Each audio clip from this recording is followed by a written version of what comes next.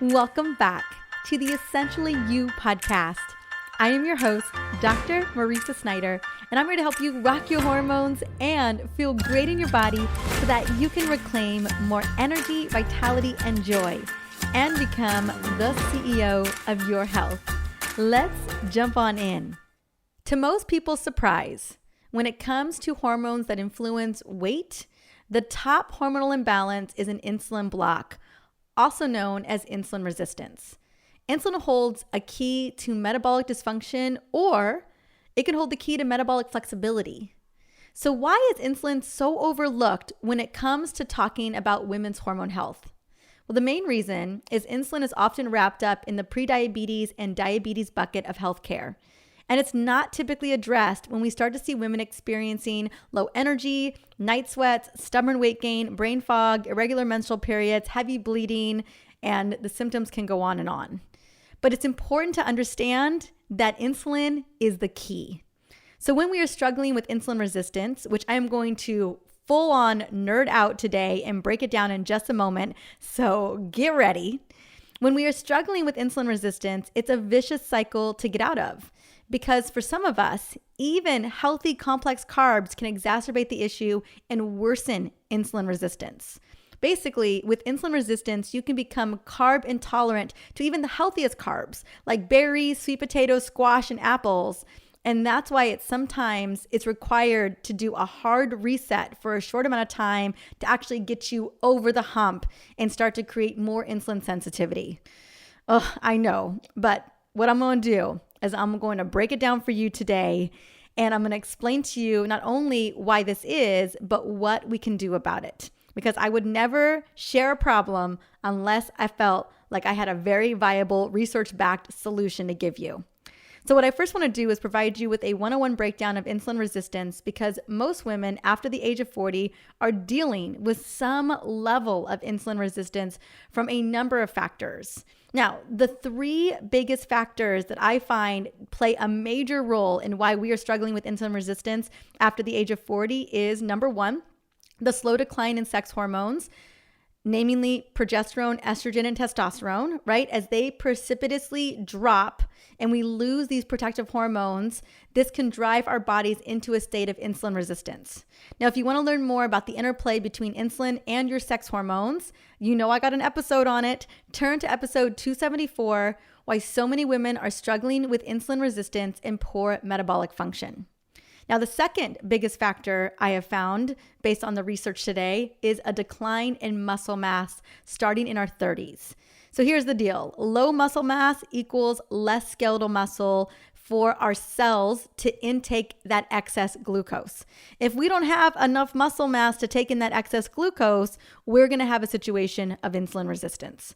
And number three is, well, lo and behold, our diet in our 20s and our 30s.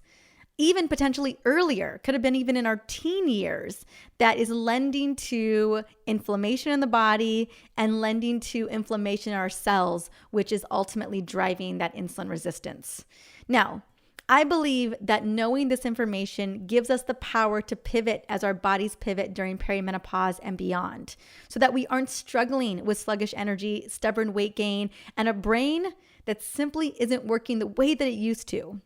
Now, if I could go back to my 25-year-old self or even my 34-year-old self before all the wheels fell off at 35, I would have shared with her this very information, this very episode. But I am so grateful to know it now, and I am privileged to be able to share it with you today. Now, after I break down how insulin works and why we get stuck in a state of insulin resistance for decades and decades on end, I am going to share with you what we can do to create more insulin sensitivity and more metabolic flexibility, because it's critical that we do this to lower our chances for chronic diseases down the line. I mean, at the end of the day, if the main goal is longevity and happiness and energy for many, many, many years to come, right? For decades to come, this is the information that is so critical to get us there. So let's get started with some pretty alarming facts that definitely concern me.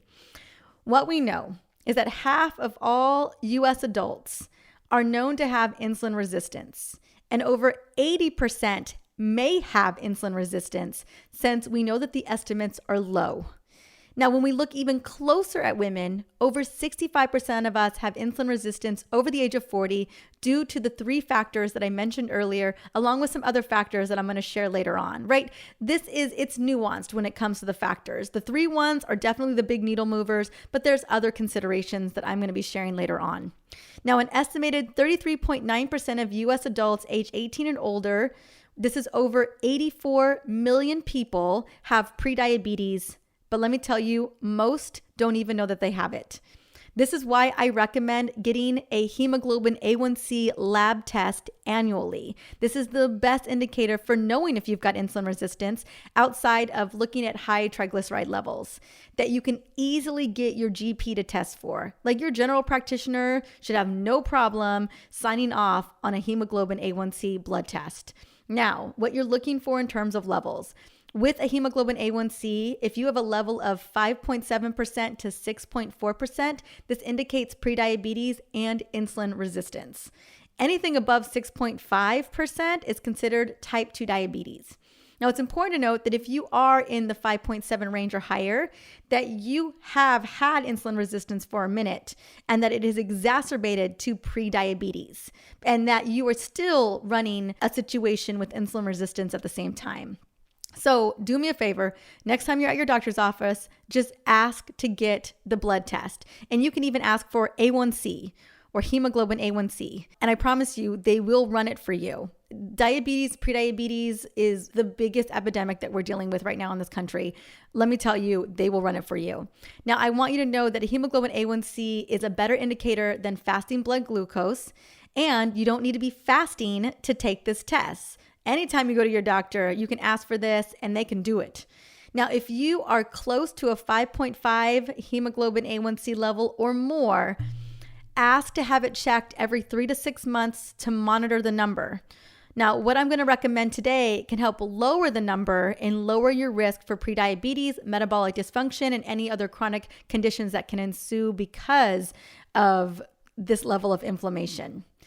All right. Here's the breakdown of what insulin does when your metabolism is working great and how we slowly create insulin resistance. This is what I'm going to be explaining. Also, I'm going to be explaining how it exacerbates our biggest chronic conditions and then what we can do to reverse the effects of insulin resistance and restore our metabolism so that we are feeling good, so that our mitochondria are working properly, that our brain is working properly, and that we can do life on our terms for as long as you want. Here we go. Insulin resistance has been pegged by researchers as a driving force and a root cause behind many different serious health concerns, including type 2 diabetes, high blood pressure, PCOS, also known as polycystic ovarian syndrome, thyroid dysfunction, muscle loss, obesity, a fatty or sluggish liver, certain cancers, and Alzheimer's. But beyond these long-term factors, insulin resistance can really derail your daily success by causing symptoms like heavy bleeding during your period, uterine fibroids, fatigue, especially midday, hot flashes and night sweats, acne and other skin irritations, sugar cravings, stubborn belly fat, or an inability to lose weight despite exercising or dieting, getting sick often, poor sleep, an accumulation of visceral fat and inflammation, pelvic pain or frequent urinary leaks, and other worsening perimenopause symptoms. Now, if you're experiencing any of these symptoms, I recommend making changes to feed your gut and protect your liver and lower insulin resistance. And what I'm going to be talking about today is going to help you do this. Now, also, I want you to know that I have a free little gift for you today, just kind of set you up for success.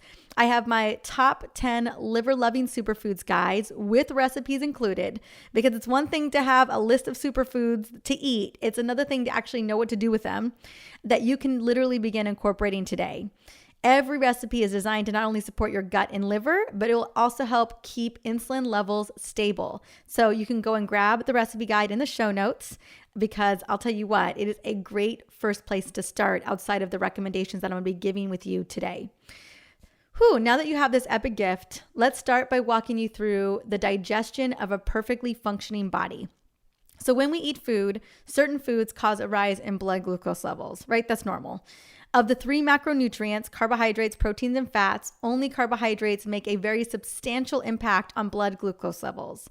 Carbohydrates or carbs are foods like grains, bread, cereal, pasta, rice, sushi, oatmeal, starchy vegetables like potatoes, corns, and peas, beans, milk, yogurt, fruit juice, obviously sweets and sugary beverages, right? These are all under the umbrella of carbohydrates. Now, when we eat carbohydrates, whether it's a bowl of whole grain pasta, or it is a bag of potato chips, or it is your mama's favorite sweet potato pie, whatever it is, as soon as those carbs, those sugars hit your tongue, they immediately begin to break down into glucose, aka sugar.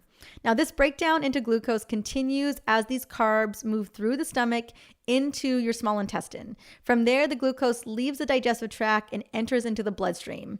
Now, the more carbs you eat, the higher blood glucose rises immediately after that meal. And depending on the carb, just note that blood sugar can rise even faster. Now, for example, I remember I wore a CGM, a continuous glucose monitor, for almost 6 months.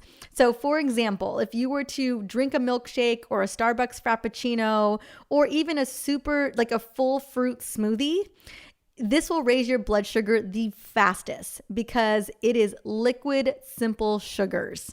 Now, as glucose enters the bloodstream, the body sends a signal to the pancreas to create insulin. This is the hormone that takes glucose out of the blood and feeds it into the body's cells like your skeletal muscle cells. Hence why it's so important to have a lot of skeletal muscle cells. Now, insulin is needed, absolutely needed, to shuttle glucose from your blood into your muscles and fat cells, where it can be used for energy and stored for later use. Insulin also signals the liver to take in the excess glucose and store it as glycogen for later use. I'm going to talk a little bit about this in just a moment. Now, this is your body striving to closely regulate your blood sugar levels every time you eat. This is how it goes down, right? Without insulin, your blood glucose levels will stay elevated for a much longer period, and that would be extremely bad news. This is why people with type 1 diabetes, which is an autoimmune condition that affects the pancreas, they must take insulin every single day via injections or a pump, because if blood sugar, right, if chronically elevated blood sugar levels cause inflammation, this inflammation damages your blood vessels, damages your kidneys, your eyes, your nerves, and this is why diabetes can lead to many health complications. So I just wanted to paint the picture why this is so critical. Now, your body wants to maintain a healthy level of blood glucose to keep you healthy and to keep all systems functioning optimally. Basically, your body has to do this in order to keep your body functioning properly. However, due to a number of factors, the three that I talked about earlier, but also probably another big factor is the steady increase in carbohydrate consumption over the course of many years. The cells can't burn through the stored glucose, and they are actually full of excess sugar. So you can imagine your skeletal cells, your everyday cells, these cells are full of glucose. Now, because of this, cells downregulate the receptor sites that insulin can bind to, not allowing more glucose in as a form of protecting themselves. As a result, the pancreas releases more insulin so that insulin is pushing the glucose into the cells whether they want to or not. With insulin resistance, a greater amount of insulin is needed to get the same amount of glucose into your cells. So insulin is no longer able to push glucose efficiently inside of a cell, and the cell becomes numb to the effect of insulin, basically as a protective mechanism. The cell's like, I can't do anymore. I can't add any more of this glucose. It's making me sick. But insulin's like, well, let me rise up. I'm making more and more of this so that I can get as much glucose into a cell that really can't handle any more glucose. So imagine insulin is the train pusher at the train stop, shoving more people, aka the glucose, into an already full train filled with people. And as the condition worsens over time, insulin levels can remain elevated even when you haven't eaten anything. This is called hyperinsulinemia. And therein lies the bigger problem. When we are in a state of hyperinsulinemia, when insulin remains high no matter what, insulin becomes a fat storage hormone, pushing more glucose into the liver and forcing the liver to turn that glucose into triglycerides to make more room for more incoming glucose. Over time, this leads to fatty liver disease and stubborn weight gain around the belly and around the organs. Now, commonly, people assume if blood sugar levels are too high, the problem must be that the body needs more insulin. But it's not that there's a lack of insulin production. You're cranking insulin in the state of insulin resistance. Rather, the excess insulin the body is making is not working properly, right? It has gone haywire. So we don't know exactly the full ins and outs of why insulin resistance happens. It's mainly thought to be caused by chronically elevated levels of fatty acids in your bloodstream. Now, insulin resistance is related to a host of factors, including genetics, increased carb consumption, ethnicity, sleep, exercise habits, smoking habits, and more, including the sex hormones that I mentioned, the muscle mass that we lose, and just the overconsumption of carbs over many years. But what we do know is that people who are obese, particularly those with higher amounts of visceral fat, that deep abdominal fat that surrounds several vital organs, they are more likely to be insulin resistant. We also know that losing excess body fat often resolves insulin resistance. Now, another piece of this puzzle that needs to be explored is, in addition to insulin's role as the key regulator of blood glucose, it is well known that insulin inhibits lipolysis. Now, during lipolysis, stored fatty acids are moved out of your fat cells into your bloodstream where they can be used for energy. Now, let me give you an example of when this would happen. Let's say you do an 18-hour intermittent fast. What happens is if you haven't eaten in those 18 hours and your cells and your liver have burned through glucose and glycogen, then your body has to go into fat reserves through a process called lipolysis to start moving that fat out to use for energy, right? Now, when this process is inhibited, as it is when insulin levels are high, right? That hyperinsulinemia that I talked about earlier, fewer fatty acids are available to fuel your muscles or other metabolically active tissues. Because of this, many people equate insulin resistance with turning off your body's ability to burn fat, hence the stubborn fat when you feel like you are doing everything right. But there's more.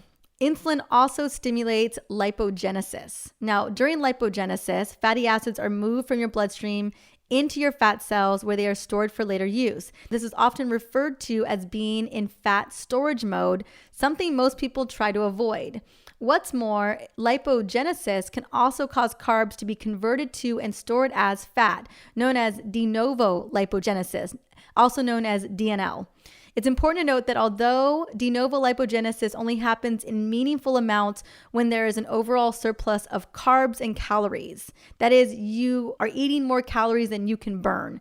As a result of these effects, you might conclude that insulin is a real problem for fat loss. Insulin inhibits lipolysis, the breakdown of fats, because you just consumed nutrients, specifically carbohydrates and or proteins, but mostly carbohydrates.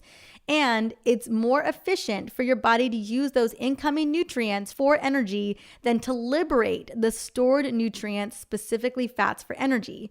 So think of it this way. If you have $100 in your pocket and you want to buy $25 in groceries, you wouldn't go to the ATM for more cash. You'd use the money that's already in your pocket. In this case, you'd use the glucose that's coming in. Similarly, why would your body release stored fat into the bloodstream for energy when there's plenty of incoming energy, aka glucose, already available?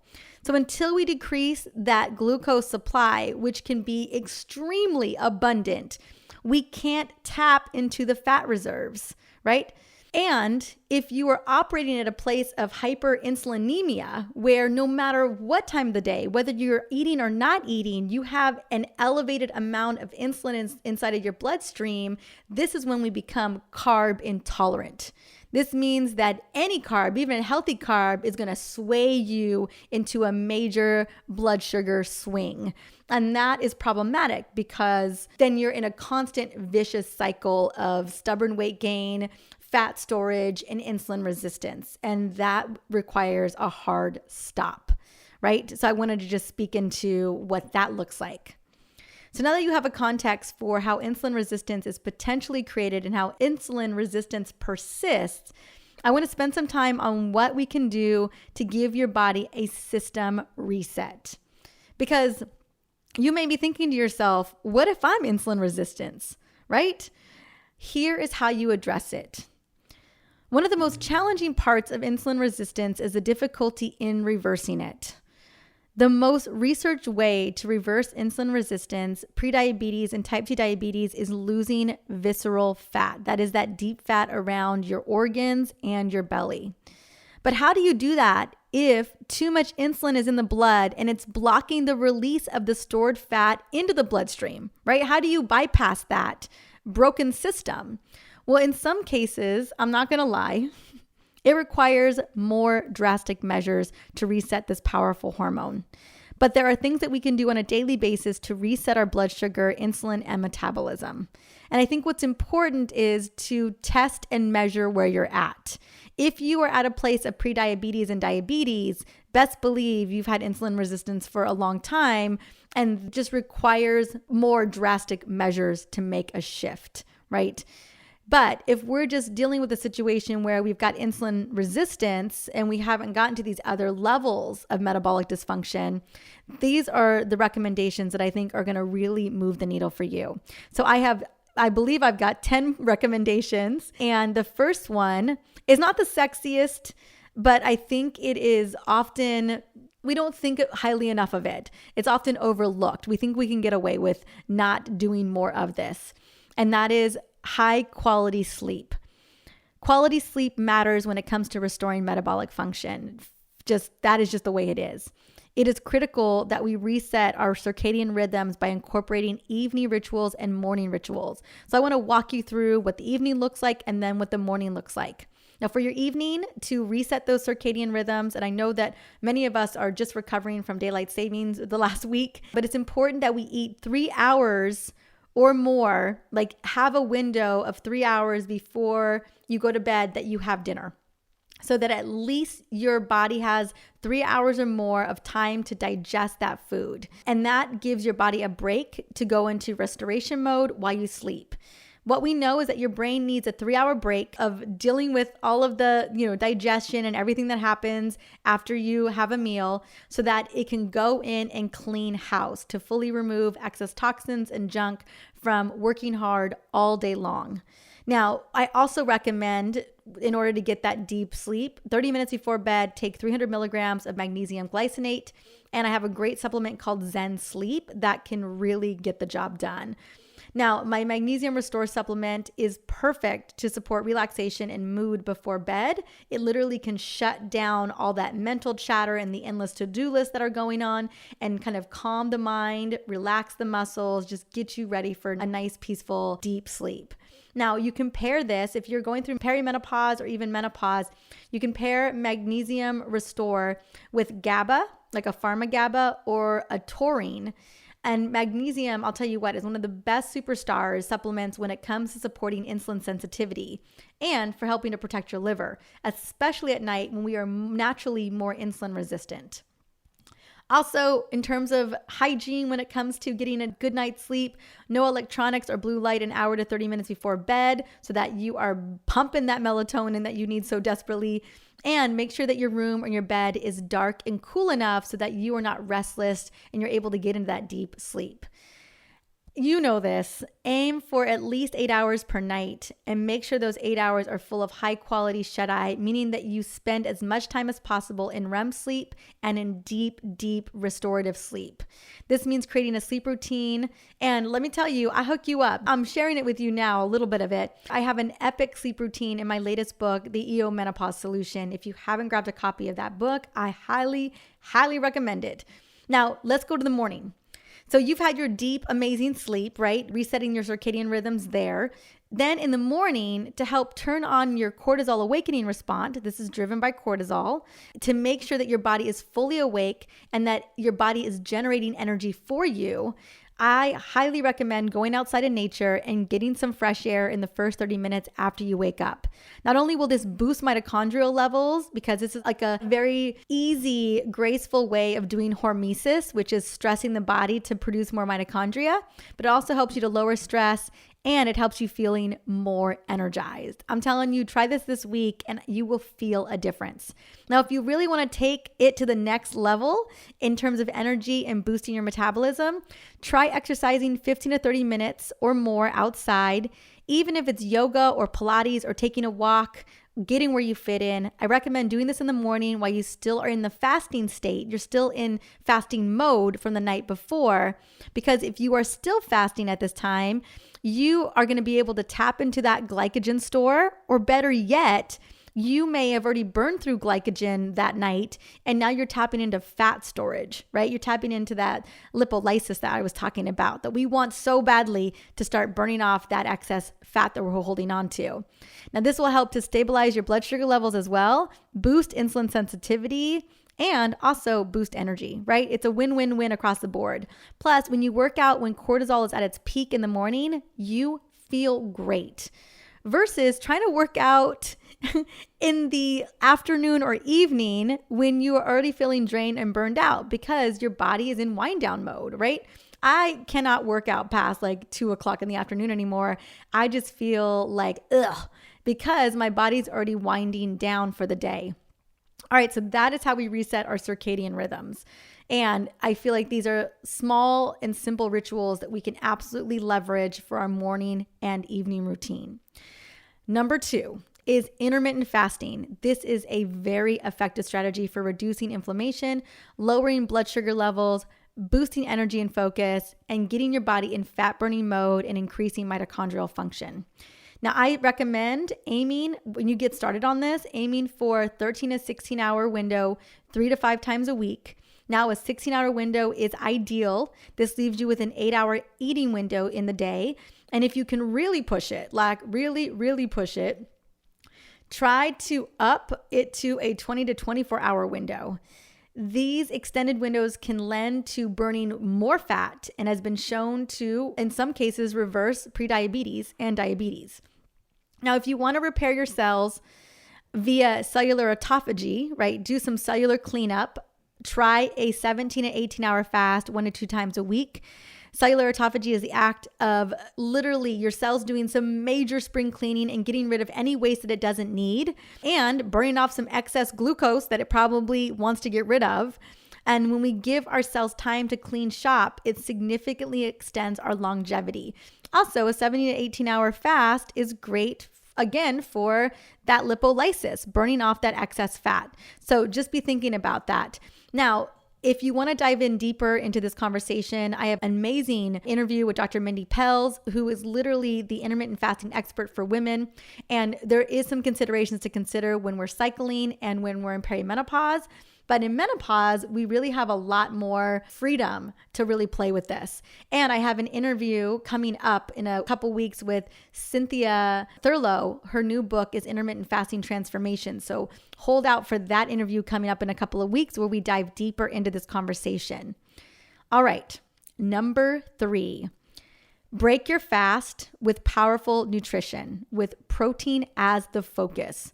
So start your day with 16 ounces or more of my Belly Slim Down water to help give your liver, gut, and belly de-bloat and help it function so much better. So what this little Belly Slim Down water is, it's super, super easy. You can make it the night before, even a couple days before. Just have it in the fridge. Take a 2-liter glass jar, add in purified water, squeeze in a whole lemon. I'm feeling Meyer lemon right now so much.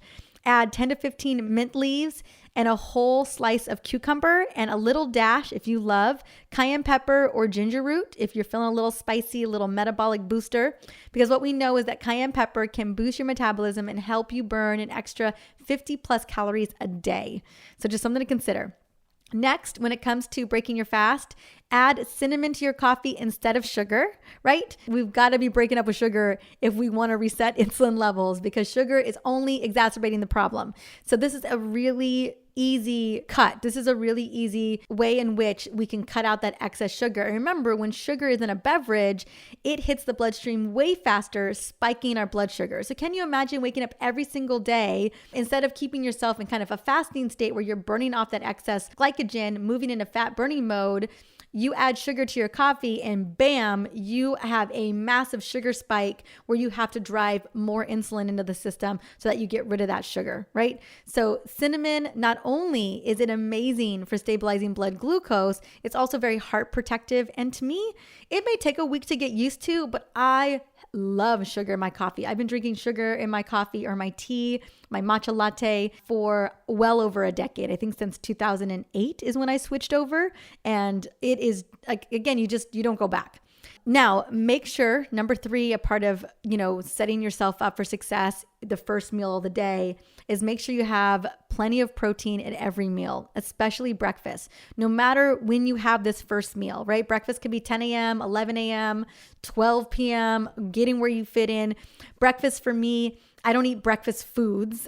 It's always, I'm having a salad with chicken, or I'm having salmon with grilled veggies for breakfast, right? There's no breakfast foods in my world anymore. It's just whatever I have left over or whatever I can throw together that morning. So aim for 25 to 30 grams of protein at every single meal, minimum, to support those muscles, right? We don't want to lose more muscle mass, and to aid in stabilizing glucose and insulin levels. Now, here's why. Protein will give your metabolism a boost thanks to a process called thermogenesis, when your body uses about 10% of its calorie intake for digestion. Because it takes longer to burn protein than carbs or fat, your body uses more energy absorbing the nutrients in a high protein meal. Protein also blunts a big sugar rise when consumed before and during a meal. Even though protein contains no glucose, it triggers what we call a first phase insulin response. And that occurs so fast that it keeps your blood sugar from rising as high later and reduces the total amount of insulin that you need to handle a meal. So just a heads up, that's a hack that I think is super, super cool to be able to put in play. Also consider always adding fiber to every single meal.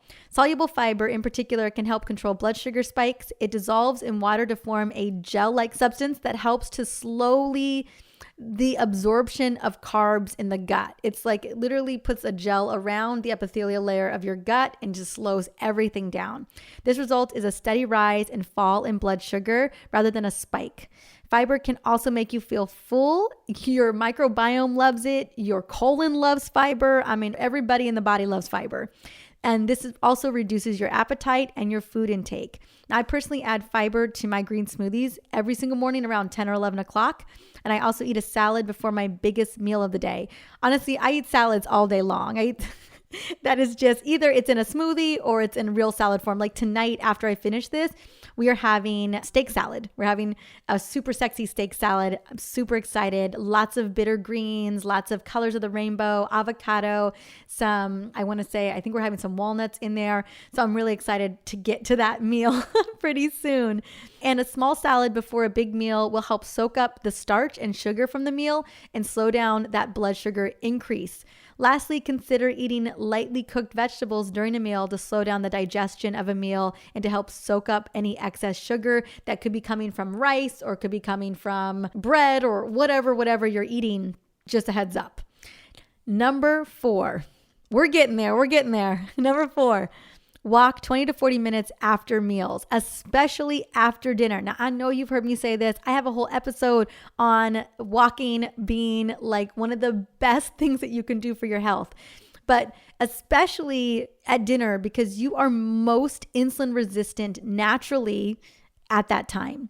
Research has shown that walking after eating improves blood sugar management. Based on one current data, the ideal time to walk is immediately following a meal. At this time, your body is still working to digest food you've just eaten, allowing you to obtain benefits like improved digestion and blood sugar management. While walking after your meals may lead to the most optimal benefits, simply taking a walk after dinner can make the most massive difference. But let me tell you, getting where you fit in. I try walking all the time, anytime that I can do so. But always I try to walk after dinner. Number 5, this is a big one, but I just got to share it with you. I know you know this already, is cut out processed food as much as possible. Honestly, just make a commitment to cut out processed food altogether, especially processed carbs. Yes, the sweet potato corn chips. Yes, the potato chips. Yes, the granola bars, whatever it is, right? And what I recommend is if you're like, I don't know exactly how to do that, I recommend following the 5 ingredient or less rule when it comes to reading the ingredient label. And ideally, try to stick to 1 to 3 ingredient labels or even better, or no labels at all, right? Carrot is a 1 ingredient. Bell peppers are a 1 ingredient. Arugula is a 1 ingredient. Avocado is a 1 ingredient. Cherries are a 1 ingredient. This is where I want you to play. Number 6, focus on 2 or 3 meal magic. This is a term coined by my dear friend, Trisha Nelson, who, oh my gosh, she has 2 TEDx talks, by the way. I just recently had her on the show. And what it is the focus is all about getting all of your nutrients you need from these 2 to 3 meals during the day. And this means no snacks. I know it is harder than it sounds. There are definitely days where I want a snack. And I'll tell you what, I'm always one thought away from snack or no snack. And oftentimes I have a list of things that are just as equally as amazing as a snack, right? Because a snack is usually a craving for an unmet need. A walk outside, listening to Aretha Franklin, breathing in an essential oil, like they literally equal the same thing as having that snack. I'll tell you what, when I don't snack, which pretty much I don't, it makes all the difference in the world. Not only does it give your digestive system, your metabolism, and your cells an opportunity to turn that meal into fuel for your insulin and blood sugar levels to stabilize, if we frequently eat meals throughout the day, we never give our body the opportunity to go into fat burning mode, and we are constantly in sugar burning mode. So I just want to speak into that, right? Remember we talked about having $100 in your pocket and you're buying something for $25, you would never need to go to the ATM, right, to start into fat burning mode because you've got that money in your pocket. So if you're constantly eating snacks and you're constantly eating throughout the day, your body is constantly getting glucose all day long. It's never going to feel the need to go into fat burning mode. Hence the importance of intermittent fasting, and also hence the importance of having breaks before your 3 or 2 meals. So, let's say I have lunch at 12, then I don't have dinner until 5 or 6. I usually eat before 7 because I have at least a 12-hour fast from 7 to 7. I want that 5 hours or more in between meals, 4 to 5 hours, give or take, because that gives my body the opportunity to repair and restore from that meal, right? Eating and digestion is such an energetic process that requires so much work from the body. It also creates oxidative stress. So the more that we can give ourselves some time to actually break all that down, assimilate it, and give your body, at least an hour to be like, thank God I'm not in digestion mode for a second, right? That makes all the difference. Number 7, swap your 45 to 60 minute cardio routine for lifting weights for 20 to 30 minutes, 3 to 4 times a week, and make them as heavy as you can. I mean, rep it out until your muscles are fatigued. This is a game changer. This will help you to increase muscle mass and help to stabilize insulin levels. This is huge. I know so many people are uncomfortable with lifting heavy weights or lifting to fatigue, but this is the ticket, right? To really creating that muscle mass that we need for helping to burn fat and helping to get us back into a state of insulin sensitivity. This has been the game change. My workouts are never longer than 30 minutes, maybe 35 minutes sometimes, but it's like I do 15 minutes of cardio some days, and I do a 15 to 30 minute set of weight training with a little bit of HIIT training as well, So this has been the biggest game changer for me. But anything more than 30 to 35 minutes, I just burn out. So that's my perimenopausal body. I need to honor that. Number 8. Ooh, this is the lesson I always need. Breathe. Deep breathing throughout the day increases your vagal tone, which activates the parasympathetic nervous system, which is known as the rest and digest system.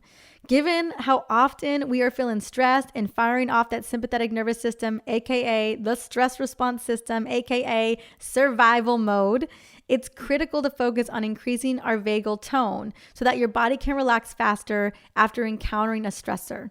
So I recommend setting 3 to 4 reminders on your phone each day to breathe deep for 30 to 60 seconds to shake it out, right? And to just, get into a great state of reduced stress, because when we're in a state of stress, we drive insulin resistance. This is so critical to know. So you can actually be in a state of insulin resistance and have not eaten anything because you're stressed and because you may have hyperinsulinemia as well, right? Okay. Number 9, reduce your sugar intake. I have to say it because it's just got to be said. Research suggests that most Americans eat anywhere from 55 to 92 grams of added sugar every single day, which is the equivalent to 13 to 22 teaspoons of table sugar each day, representing about 12 to 16% of daily caloric intake. The World Health Organization recommends less than 5% of our calories from added sugar for optimal health. Most added sugars in the American diet come from sugary drinks, sodas, sports drinks, energy drinks, sweetened teas, smoothies, name it, frappuccinos, vanilla lattes, right? All of that. Swap out sugary drinks for sparkling water with lime, teas, coffee, matcha, and water, right? This is the key. We've got to swap out these sugary drinks because this is the major contribution to the 50 to 92 grams of sugar that we're getting every single day.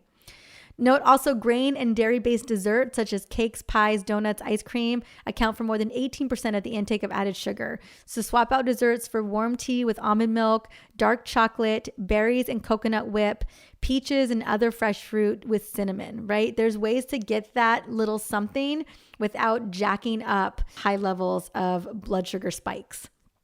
Snacks are another area, we just talked about that a second ago, where hidden sugars are found, right? Ideally avoid snacking to give your body a break from digesting and metabolizing. If you need a snack, consume snacks that are focused on protein and fats, such as no sugar added jerky, nuts and seeds, hummus and veggies, nut butters, and just full-on vegetables, right? Those are going to be the thing. But do your best to just have really substantial meals with protein, healthy fats, and fiber so that you don't find yourself needing to snack throughout the day, because your body should really get what it needs from that 3-meal or 2-meal magic. Number 10, include magnesium, chromium, and berberine into your daily supplement routine. With the exception of berberine if you're breastfeeding, and I think even pregnancy, something to look out for. These are boosters, right? And oftentimes, all the lifestyle habits that I just mentioned are so critical, but sometimes we need extra support, extra help. Studies have shown that both chromium and magnesium can be effective in controlling blood sugar spikes. Berberine has been used in traditional Chinese medicine for thousands of years. Some of its benefits have been used to include reducing cholesterol, weight loss, and blood sugar control. Studies have shown that you can reduce blood sugar spikes by 25% after you take berberine. Now, berberine has been shown to be as effective as metformin in helping to address insulin resistance and blood sugar spikes. And berberine does this by reducing the amount of sugar produced by the liver and increasing insulin sensitivity. It has been found to be, again, as effective as some drugs, including metformin, for type 2 diabetes. In fact, I want you to know, this is just a little sneak preview, that I am releasing a glucose support herbal blend to help stabilize blood sugar levels and insulin. It's going to contain berberine, cinnamon, fenugreek, and American ginseng, and a couple other herbs. I plan on releasing, I'm super excited. I haven't had a new supplement released in a while. I plan on releasing it in approximately 2 months. I literally just approved the label for the supplement earlier today, and the supplements are ready to ship to my distribution center, which I'm so excited about. This has literally been a year in the making. And literally since I started wearing a CGM last spring, I'm like, I need a glucose support blend that really moves the needle. And lo and behold, here we are. I'm super excited, and I will definitely keep you in the know as to when my glucose support blend is going live. Now, you should know that I carry a lot of these other supplements, as I mentioned today, in the Essentially Whole store, whether it's magnesium or B vitamins or vitamin C or Zen Sleep. All of these particular supplements are phenomenal for helping to stabilize blood sugar levels and help to protect your liver. So if you want, I will have the link in the show notes. You can go and stock up if you're running out of anything. The bonus that I want to share with you is love your liver. As I mentioned earlier, your liver is a big part of the puzzle here. Your liver is critical to metabolic function, and it plays a huge role in fat storage. So daily liver support includes being mindful of eating sugary foods, right? Being mindful of alcohol and medications, and doing the morning boosting metabolic routine that I shared earlier to make sure that you are well supplemented. Now, one of the best-selling supplements that I carry is my liver support supplement that has many of the vitamins that I talked about: vitamin C, selenium, cofactors like alpha-lipoic acid, and N-acetylcysteine, and hepatic herbs like turmeric to support and heal your liver. Goodness knows, in today's world, your liver needs as much support as you can give it. And to further love your liver today, I am gifting you my top 10 liver-loving superfood guide with recipes included that you can go and download by heading to the show notes and clicking the link. That was a mouthful. I hope that despite the little mistakes I made today in reading all of that off and making sure that I delivered all the information to you, that you got a good sense of what it looks like when our body's humming, how we move into insulin resistance, and then what we can do to reverse it and get ourselves back to a more metabolically flexible state. Now, whether you've got insulin resistance or not, which I am holding the vision that you don't, luckily I don't have any insulin resistance yet, or at least not at a level that is perceptible. All of the things that I mentioned today are going to keep you in a really happy, optimal, healthy state. That's what's up. So if you were even looking to prevent something like insulin resistance or any metabolic dysfunction down the road, the recommendations that I gave to you are going to move the needle. So I want to just say, as always, thank you so much for listening in on the Essentially You podcast. This show is all about providing tools to rock your hormones and feel amazing in your body. If there is someone in your life that needs to hear this today, because I know there is, take a moment, screenshot it, shoot a text over to them, or share it on social. And when you do, as a way to spread the word about hormone literacy, #hormone literacy or hormone CEO. Until the next time, have an amazing day.